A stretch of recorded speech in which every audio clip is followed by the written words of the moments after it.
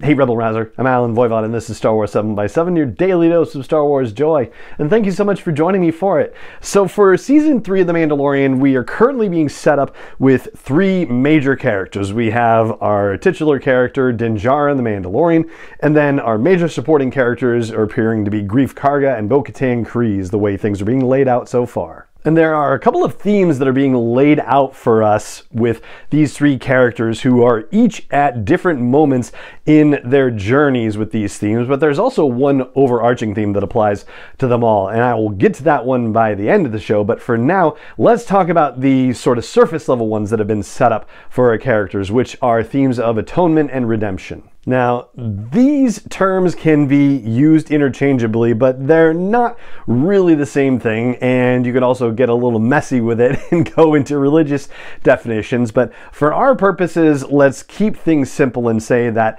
atonement is basically the act or acts that you take to correct something that you've done wrong. And redemption would be the recognition of the act of atonement and the forgiveness, or at least some peace or grace that could be given as a result of the acts of atonement. For the Mandalorian, this is really clear. He has committed a sin in the eyes of the Children of the Watch. He has removed his helmet, and worse still, did it voluntarily, in the words of the armorer.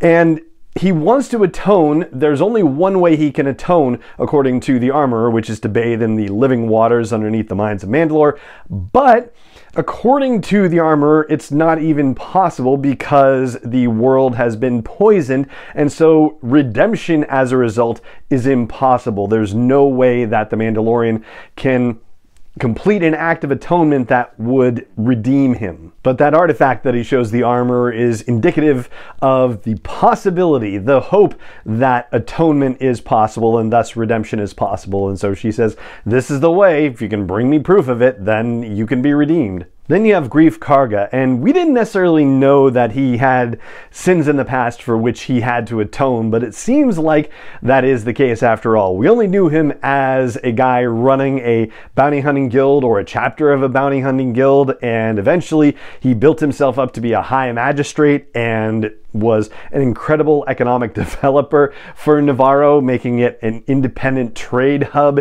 in the Outer Rim. From the looks of that one city, it certainly seems that Navarro is thriving under Greef Karga's care. However, turns out he has a nefarious past. He was running with pirates and used pirate proceeds to build a bar, which is now a school. So clearly he's trying to atone for past behavior. And the fact that he is the High Magistrate suggests that the people of the city in Navarro have forgiven him on some level because they like what he's doing. He's still the High Magistrate there. But it seems that he hasn't entirely reckoned with the sins of the past, because Vane comes calling and you're going to have Gorian Shard getting involved in what happens in Navarro. We have not seen the last of him or his pirate band for sure. So now it seems like, with the information we have from this first episode, the scenes we've seen in the teasers and trailers where the Mandalorians are showing up on Navarro and fighting, they might be fighting off Gorian Shard's pirates. Then we have Bo-Katan Kryze, and when we see her in The Apostate,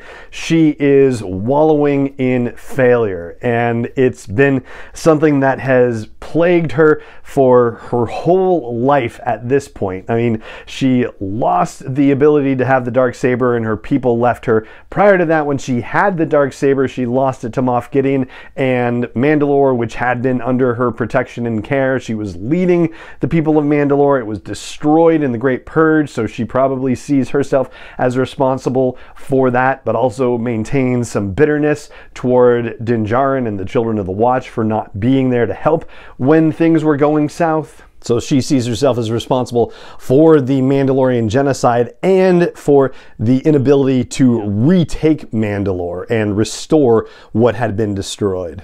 And whereas Greef Karga has already achieved a level of atonement and redemption, and the Mandalorian is about to actively start his journey for atonement and redemption, Bo-Katan is not on the path yet, but it seems clear that by the end of the season, she will have definitely taken steps down that path. It's just a matter of how and what that looks like for her. So atonement and redemption are the themes for Greef Karga and Bo-Katan Kryze in The Mandalorian, but the bigger theme for all of them, I think, is a question of identity. Who are these characters and who do they want to be? With Greef Karga, it's clear that he has been working to remake his identity over the course of The Mandalorian so far, but there are still things outstanding that he's going to have to deal with. It reminds me of something that we've talked about on the podcast most recently in talking about the High Republic, the idea of civilization being built on the foundation of a great crime of some kind, and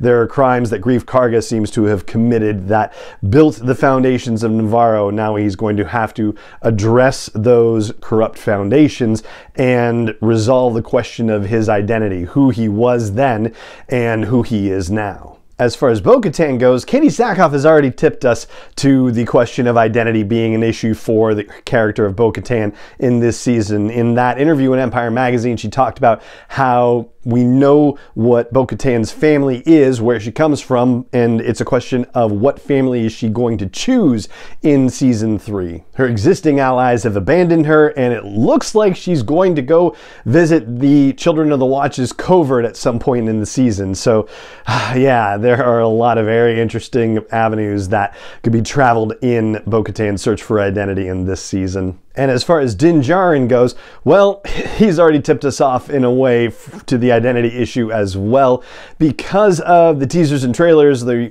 monologue that he gives where he says, who are we? What do we stand for? And when you think about his journey, he broke the bounty hunter's code, but he got right with it. And the covert disappeared as a result of them trying to help.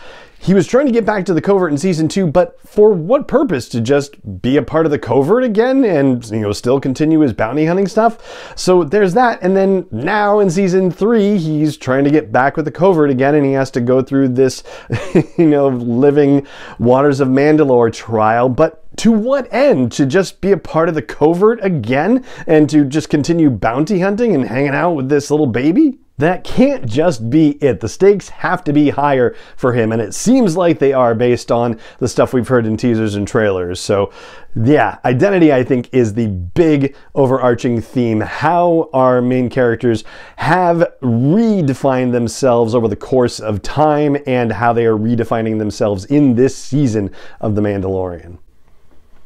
So that's what I've got for you on this deep dive after The Apostate, which is Chapter 17, aka Season 3, Episode 1 of The Mandalorian, and that is going to do it for this episode of the show. It just remains for me to say thank you so much for joining me for it, as always, and may the Force be with you wherever in the world you may be.